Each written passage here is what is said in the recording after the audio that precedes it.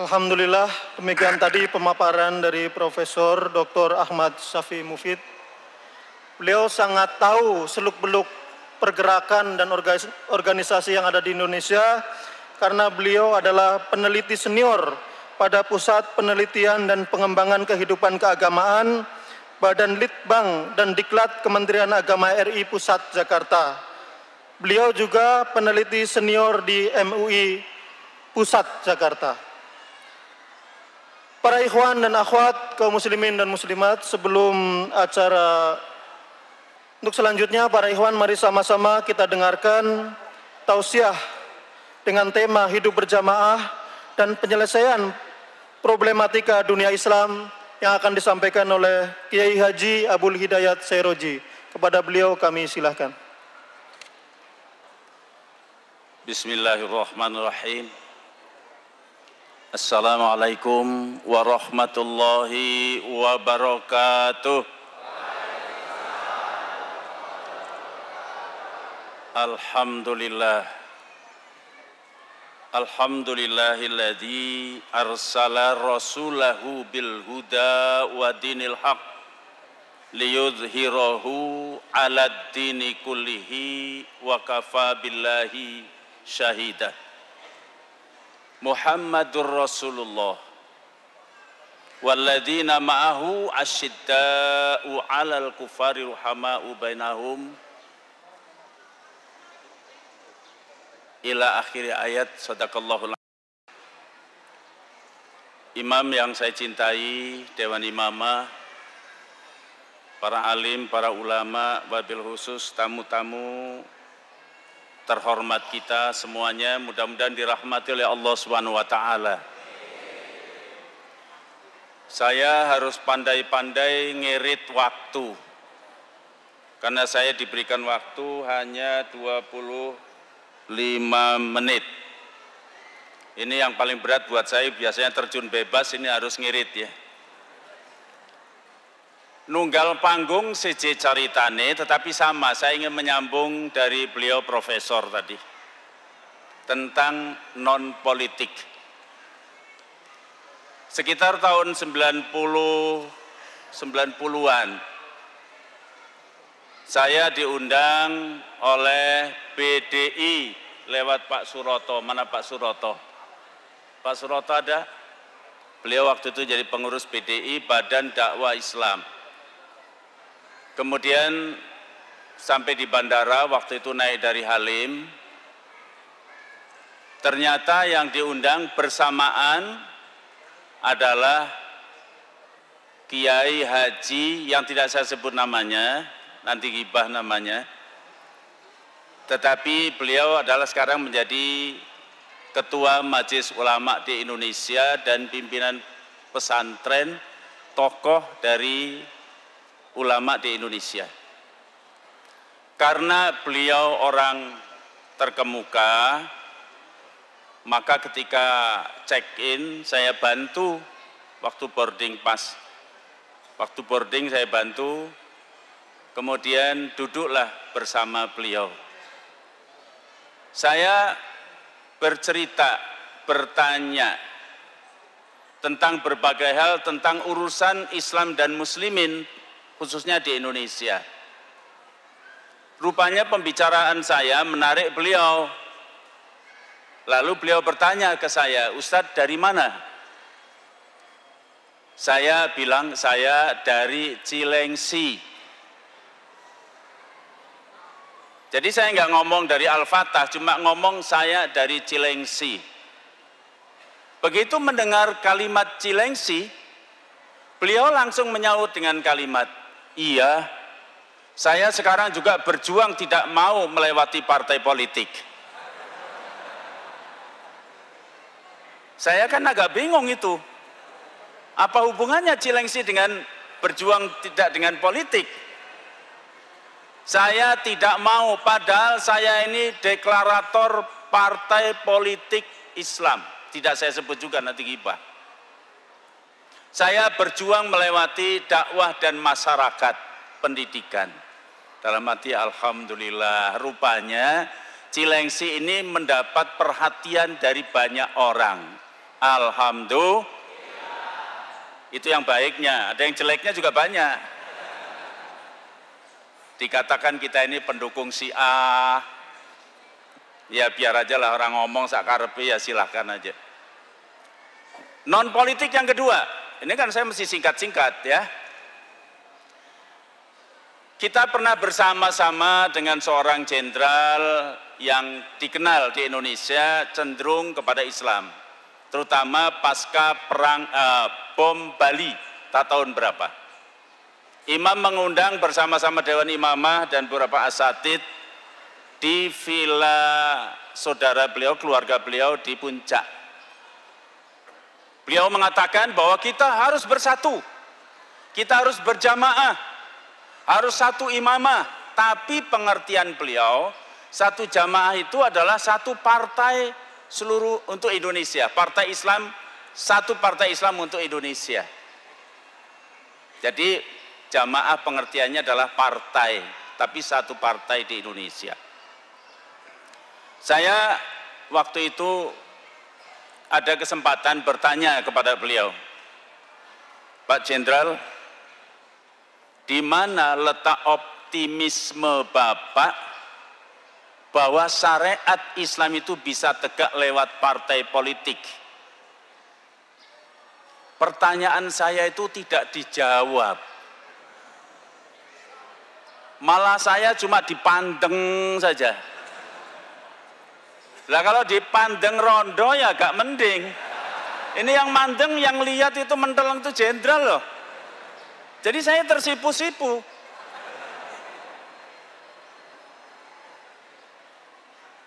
Beberapa bulan kemudian terjadi Kongres Majelis Mujahidin Indonesia di Solo Tigo. Beliau diundang sebagai pembicara. Selesai Kongres Mujahidin Indonesia, kita pada saat itu memang sudah menjadi kebiasaan kita silaturahim dengan tokoh-tokoh ulama-ulama Islam, sekalipun tokoh-tokoh partai. Saya dengan tim saya, beberapa orang, kebagian silaturahim dengan Partai Bulan Bintang. Saya datang ke kantor, di sana sedang ramai, kumpul para pimpinan, para ketua, kecuali beliau Pak Yusril yang tidak ada. Terjadilah obrolan bagaimana kita, bagaimana umat Islam, siapa tokoh Islam di Indonesia. Disebutlah nama Jenderal Z.A. Maulani. Di antara satu ketua partai itu mengatakan, iya sih, beliau memang Islamnya bagus. Tapi sekian tahun dibina, didoktrin, di ketentaraan. Bagaimana dia bisa tampil mewakili umat Islam? Masa kemarin di Kongres Mujahidin Indonesia, dia mengatakan tidak mungkin syariat Islam itu tegak melewati partai. Nyambung? Lah kok bengong? Jadi disodok di Puncak, tidak dijawab, saya cuma dipentelengi saja. Muncul jawabannya di Solo Tigo, yang Solo Tigo lapor kepada yang nyodok tadi. Itu dua. Nah, saya ini sudah berapa menit itu ya, jadi semesti singkat-singkat saya ngomong. Saya biasanya kalau ceramah itu nggak pernah bawa buku banyak-banyak begini. Biasanya saya cuil kertas gitu, memang ilmunya nggak banyak, jadi yang saya ingat aja. Tapi kali ini saya bawa buku 2. Ini belum pernah saya sampaikan kepada siapa-siapa, sekalipun kepada imam kita sekarang. Ketika beberapa hari wafatnya Imam almarhum Muhyiddin Hamidi, bentar ya, ini enggak tahan juga saya.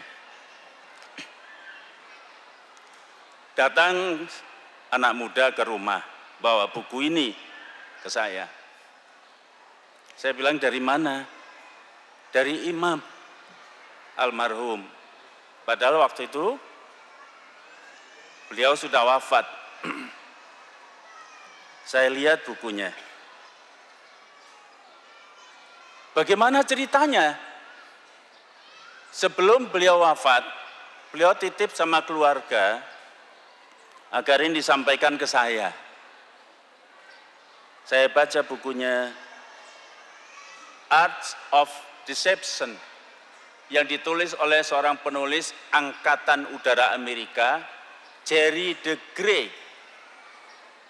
Kemudian dalam bahasa Indonesia disebut mereka menipu dunia. Ini satu. Yang satu, Zionis konspirasi, menyingkap kelompok elit licik yang bertanggung jawab atas hampir semua perang, revolusi, bencana keuangan, dan pergolakan sosial. Ini ditulis oleh Andre Hitchcock. Apa hubungannya dengan taklim kali ini? Saya ketika menerima ini, saya tercenung. Saya termenung, apa nih maksud almarhum? Tapi kemudian saya buka bukunya, saya baca sebagian, belum semua. Artinya secara tidak langsung wanti-wanti bahwa perjuangan kita ini adalah perjuangan seperti Tolut melawan Jalut. Mereka sudah sedemikian rupa membuat rekayasa, rekayasa, kemudian berbagai macam upaya-upaya yang intinya adalah untuk menghancurkan Islam dan Muslimin, apalagi yang disebut dengan gerakan khilafah ala minhajin nubuwah. Nah ini saya sampaikan, jadi maksudnya di sini supaya kita berhati-hati. Ternyata benar, sebagian yang saya catat di sini, Perang Dunia Ketiga, Perang Dunia itu memang diciptakan oleh mereka dalam skenario konspirasi Zionis atau Yahudi. Perang Dunia Pertama itu diupayakan menghancurkan kekaisaran Tsar di Rusia. Untuk apa? Untuk membangkitkan komunisme di dunia. Untuk apa komunisme diadakan oleh mereka?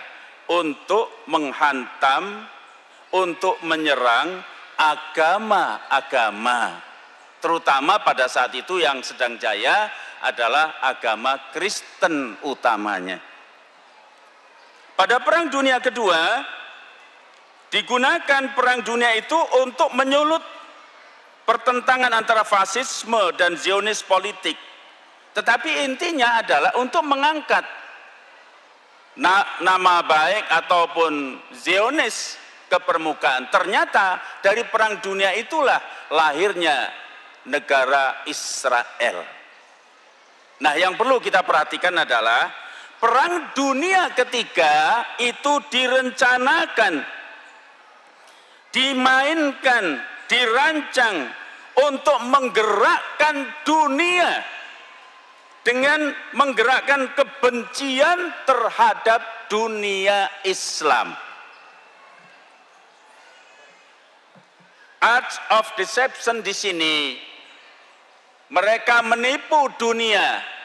Gedung kembar WTC di New York yang tahun 2001 menggegerkan dunia, itu adalah yang dituduh Al-Qaeda dusta dan kebohongan besar. Ini semua diungkapkan. Sayang mestinya saya jual bukunya ya, jadi laris ini. Art of Deception. Jadi semua rekayasa bohong mata-mata, dan ini ada kaitannya dengan rencana mereka supaya dunia membenci terhadap Islam. Ternyata benar.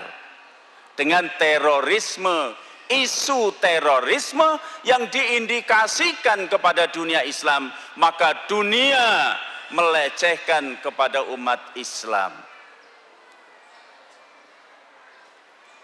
Ini satu babak. Babak kedua, saya mesti singkat-singkat ini. Nggak bisa lama-lama, saya nggak bisa improvisasi, nggak bisa ndalang, itu susahnya saya ini. Maka kemarin pada International Conference of Islam Media, Kiai Haji Hasyim Muzadi menyampaikan beberapa ungkapan yang ternyata memang benar. Karena itu yang saya bisa, yang lain bahasa Arab, bahasa Inggris nggak ngerti saya. Habis ngomongnya cepat banget. Beliau mengatakan bahwa gangguan terhadap dunia Islam tidak akan pernah berhenti. Jadi nggak ada namanya gangguan itu nanti berhenti, sudah ini berhenti, tidak ada. Itu akan tetap ada sepanjang setan masih ada. Betul? Lah kok bisa ngomong begitu beliau?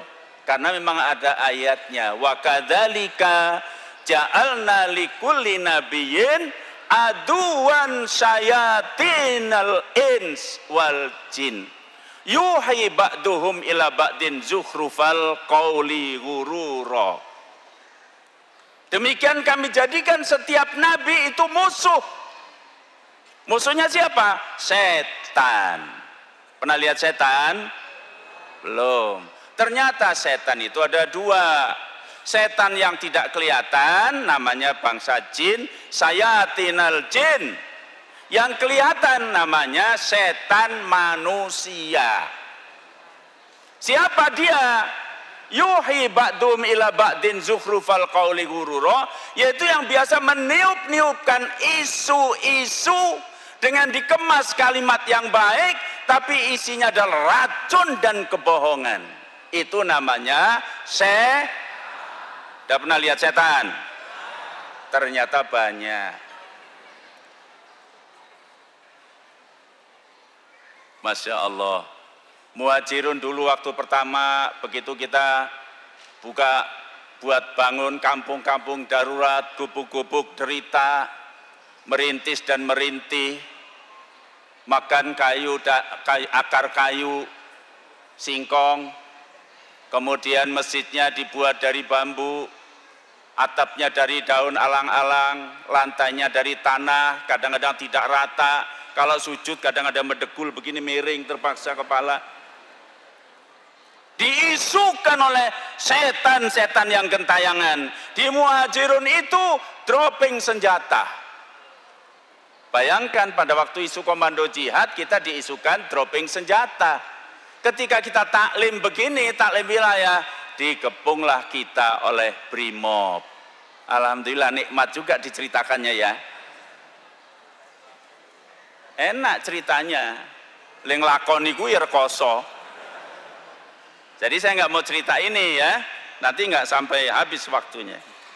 Oleh karenanya, beliau mengatakan, masih Kiai Haji Hasyim Muzadi, mantan ketua NU, beliau katakan, Islam tidak pernah bisa dikalahkan. Tapi umat Islam sangat bisa dikalahkan. Kalau Islamnya tidak pernah akan mati, tidak bisa. Tapi umat Islamnya mudah dikalahkan. Kalau kita tidak memegang teguh pada Islam itu. Hanya di dalam Islam itu, di dalam Al-Quran diberikan konsep bagaimana cara-cara mengalahkan setan. Ini yang kedua. Yang ketiga, kembangkan sendiri ya. Nah, kalau tentang rencana Allah itu jelas. Ayatnya kemarin subuh imam sudah menyampaikan ayat, yaitu surat As-Saff ayat 8. Kemudian hampir maknanya sama dalam surat At-Taubah ayat 32. Dalam surat As-Saff Allah berfirman, yuriduna liyutfi'u nurallahi bi'affaihim wallahu mutimmu nurihi walau karihal. Jadi ini jaminan Allah Islam. Islam tidak pernah mati dalam jaminan Allah Subhanahu wa taala. Bagaimana itu Rasul diutus oleh Allah? Nabi Musa, coba. Belum lahir Fir'aun sudah menyiapkan tentara dengan senjata terhunus. ada bangsa Israel yang melahirkan laki-laki langsung dipotong. Jadi tiap hari tentara itu nyari orang meteng. Golek wong hamil. Mana ini hamil? Anaknya nanti laki-laki apa perempuan? Kalau laki-laki langsung disembelih. Itu rasanya tidak mungkin Nabi Musa bisa lahir ke dunia hidup. Betul? Tapi Allah punya rencana. Wa makaru wa makarallah wallahu pinter-pinter kabeh ya, alhamdulillah. Ada caranya. Bahkan Nabi Musa masuk ke lorong air istana, diambil oleh istri beliau, dirawat dan fasilitas istana. Coba, Firaun bukan orang bodoh. Ini rupanya bayi yang akan menghancurkan kerajaan saya. Ini harus dibunuh. Tegas, sabdo pandito ratu tan kena wala-wali. Ini raja yang bicara, mesti dibunuh. Tapi Allah melindungi cukup dengan air mata Aisyah istrinya. Ya laki-laki itu kalau udah perempuan yang merayu, sak kepel kumisnya lempes itu.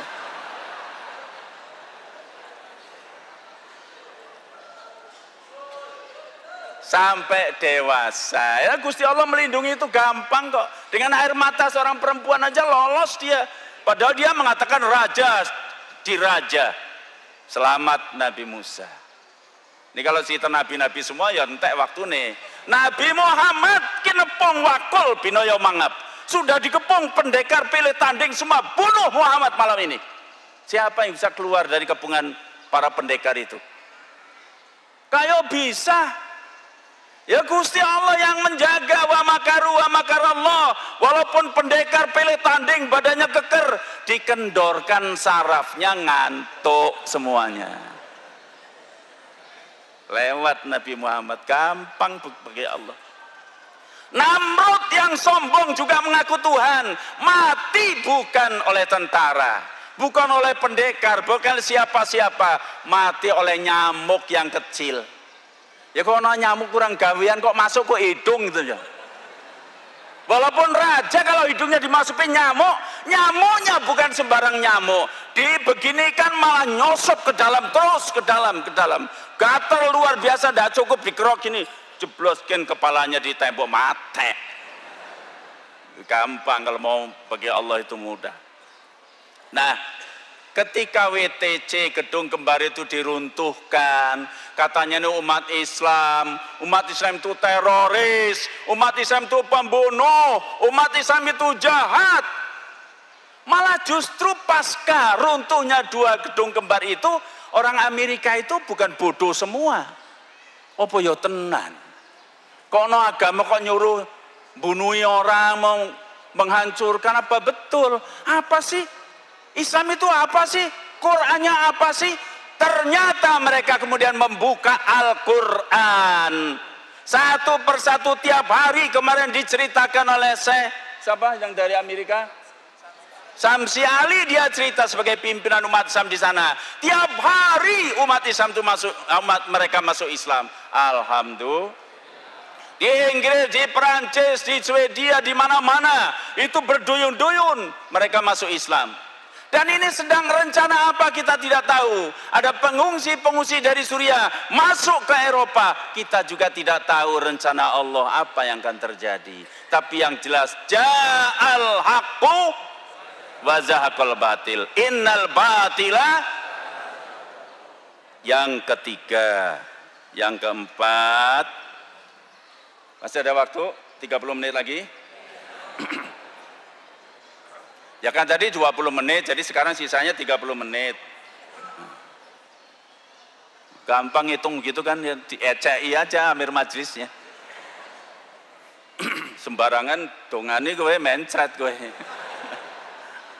Itu, iya baik, alhamdulillah. Nah sekarang satu hal, kisah lagi. Menjelang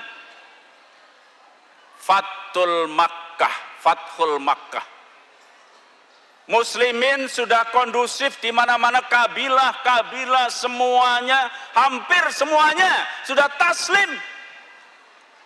Ketika perjanjian Hudzaifah dirusak sendiri, dikhianati oleh kafir Quraisy, justru menimbulkan ketakutan para tokoh-tokoh kafir Quraisy.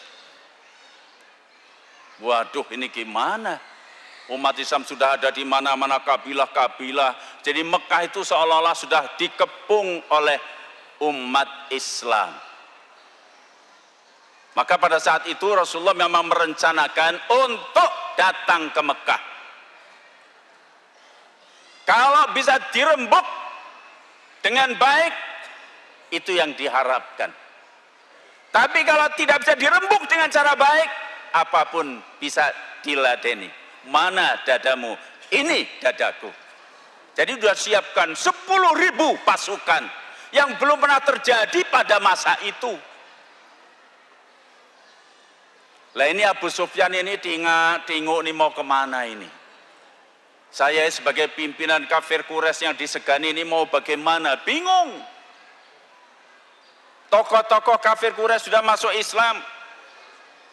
Khalid bin Walid datang ke Madinah masuk Islam. Sayyidina Abbas paman Rasulullah juga kemudian menyusul masuk Islam. Kemudian kemana lagi dia? Sudah akhirnya dia datang menemui Rasulullah dan dia masuk Islam. Justru ketika sudah digelar puluhan ribu pasukan yang sudah mendekati kota Makkah. Tetapi ketika Abu Sufyan bin Harb itu masuk Islam, ada pesan Rasulullah. Wahai paman Abbas, tolong Abu Sufyan ini jangan boleh pulang dulu. Tahan dia. Dia sudah masuk Islam, walaupun masuk Islamnya kepepet. Namanya Islam kepepet ya. Itu zahirianya tetap harus diakui, soal batinnya itu urusannya. Dalam situasi yang terpepet seperti itu, itulah kemudian dia masuk Islam. Jangan biarkan dia pulang ke Mekah. Tahan dulu di tempat jalan di mana nanti kita lewat. Betul, ditahan dia. Maka mulailah ada komando, sekarang kita mulai masuk, sudah diatur strateginya. Ini panglimanya, ini masuk dari sini, ini masuk dari sana, berbondong-bondong. Dia melihat itu, muslimin yang menyalakan obor, berkemah di luar kota Mekah. Lalu dia bertanya kepada Abbas, ya Abu Fadl, siapa sih sebenarnya mereka?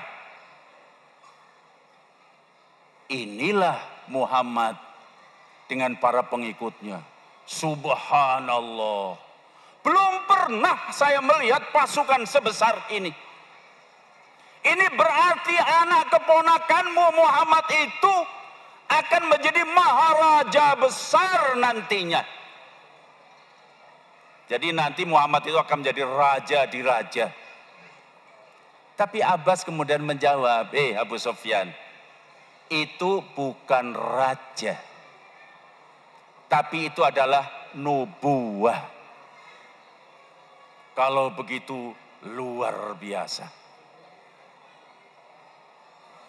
Para ikhwan rahimakumullah, bedakan kerajaan dan nubuwah. Sayyidina Abbas mengatakan itu bukan kerajaan tapi nubuwah. Ternyata dalam perkembangan sejarah yang tidak mengerti beda antara nubuah dan kerajaan, nubuah dan mulkan, bukan hanya Abu Sufyan. Kita juga kalau tidak dapat hidayah dari Allah tidak ngerti. Ya. Tadi 30 menit, sekarang jadi 10 menit. Ternyata para alim kita, para ulama kita, para tokoh-tokoh pergerakan juga tidak tahu perbedaan antara nubuah dan kerajaan. Ini ternyata eksesnya bukan sekadar tidak tahu, tapi justru membawa masalah. Seperti sebagian besar tadi sudah diuraikan oleh Pak Bapak Profesor. Ini masalahnya. Jadi nubuah itu selalu dipahami dengan konteks pemikiran-pemikiran yang tidak lepas dari ideologi pemikiran manusia. Dia lupa bahwa nubuah itu adalah eksistensi wujud daripada Al-Quran yang diterapkan dalam kehidupan. Lalu dilihat, akan ditakar dengan kacamata yang ruang lingkupnya ideologi.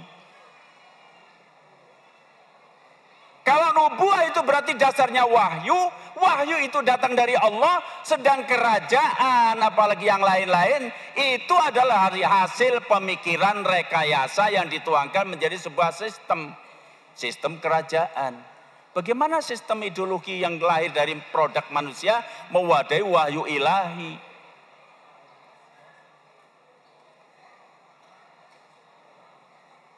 Maka mari kita kembalikan. Apapun soal yang berkaitan dengan masalah Islam tidak akan lepas, harus merujuk kepada an-nubuwah. Kalau kita lihat surat Asy-Syura ayat 13. Allah berfirman, "A'udzubillahi minasyaitonir rajim. Syara'a lakum minad-din ma wassa bihi Nuha walladzi auhayna ilaika wa ma wassayna bi Ibrahim wa Musa wa Isa an aqimuddin wa la tatafarraqu fi kaburu 'alal musyrikin ma tad'uhum ilaihi wa yajtabi ilaihi mayyunib." Salah ya? Ada belakangan yang salah. Nah, lihat catatan dulu. Ini catatannya hilang, ahli. Ya, kurangnya tadi tambahkan sedikit ya. Wa yahdi mayyasha'u. Terus apa? Lanjutnya.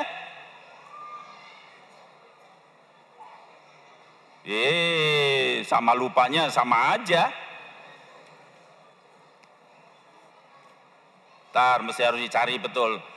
Dah ketemu nih catatannya.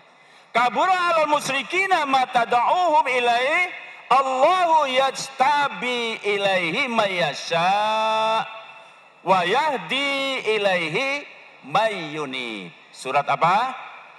Asy-Syura ayat 13. Syara'a lakum, telah disyariatkan lakum bagimu, bagi kamu Muhammad. Khitabnya kepada Nabi, kepada kita. Ma wassa bihi Nuha, seperti yang telah kami wasiatkan kepada Nabi Nuh alaihi salam. Walladzi auhayna ilaika, sama seperti yang telah kami wahyukan kepadamu Muhammad. Wa ma wassayna bi Ibrahim, sama juga yang telah kami wasiatkan kepada Ibrahim, kepada Nabi Musa, kepada Isa. Apa yang diwasiatkan? Apa yang diwahyukan? An aqimuddin wala tatafarraqu fi. Tidak ada kalimat an aqimud daulah. Tidak ada juga an aqimul mulkan. Yang ada ad-din. Artinya diterjemahkan dalam bahasa Indonesia agama. Bukan kerajaan. Wala tatafarraqu fi, jangan kamu berfirqah-firqah di dalamnya. Firqah dalam bahasa Inggris itu partai-partai, jangan kamu berpartai-partai. Saya berani ngomong karena di sini nggak ada partai. Kalau depan partai saya nggak berani, keroyok saya. Jangan berkelompok-kelompok, jangan berfirqah-firqah, jangan berpartai-partai. Kalau jangan berfirqah-firqah itu artinya apa? Jangan keluar, artinya apa? Jangan masuk, artinya? Jangan berfirqah-firqah, artinya? Jangan bercerai-berai, artinya? Ngono ora ngerti ya kebangetan. Jadi tegakkan agama. Caranya jangan berfirqah-firqah, artinya berjamaah. Berjamaah itu sistem dari wahyu. Para nabi bukan wali Al-Fatah. Bukan Muhyiddin Hamidi. Bukan punya orang Arab. Apalagi orang Cilengsi. Ini dari Allah, dari Nabi Nuh, Nabi Ibrahim, Nabi Musa, Nabi Isa, Nabi Muhammad. Tegakkan agama dengan berjamaah, tidak berfirqah-firqah. Ini wahyu Allah. Sistem yang ditunjukkan oleh Allah langsung bahwa berkumpulnya umat Islam dengan sistem wahyu. Tapi bukan wahyu Iwa Sumantri.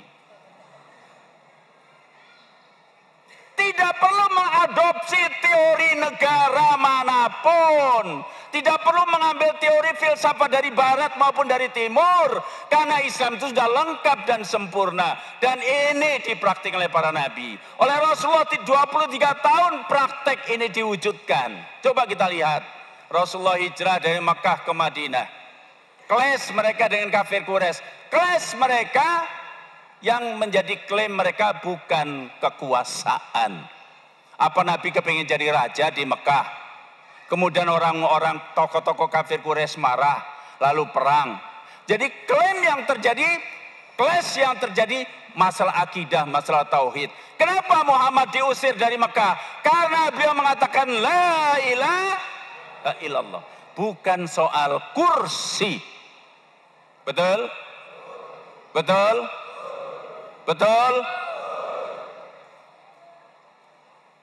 Nabi Musa mau dibunuh oleh Fir'aun, dikejar-kejar sampai ke Laut Merah. Apa urusannya? Urusan kursi? Urusan kedaulatan? Urusan kekuasaan? Bukan. Karena Musa menyuruh Fir'aun menyembah kepada Allah. La ilaha. Nabi-nabi itu kelas perjuangannya bukan kerajaan. Maka ketika Rasulullah hijrah ke Madinah, yang beliau bangun pertama kali adalah masjid. Tidak usah jadi profesor, tidak usah jadi dokter. Untuk melihat kenyataan bahwa Muhammad misinya bukan kekuasaan. Tetapi membangun masyarakat yang beradab. Masyarakat yang berakidah. Masyarakat yang berakhlakul. Oh apalagi dipersaudarakan Muhajir dan Ansor, Aus dan Hajrat, dipersatukan orang putih dengan kulit hitam. Kita menjadi umat yang bersaudara. Wa kunu ibadallahi ikhwan. Inilah jamaah itu. Tidak pakai adopsi teori-teori manapun, tidak batasan teritorial, warna kulit, bahasa. Karena Islam itu rahmatan lil. Inilah jamaah. Oleh karenanya Wali Al-Fatah tidak pernah mendirikan jamaah. Beliau hanya menyeru, ayo kita amalkan ini jamaah. Urang sararea, jama-jama, kolon lapung, cawan, ram jama-jama.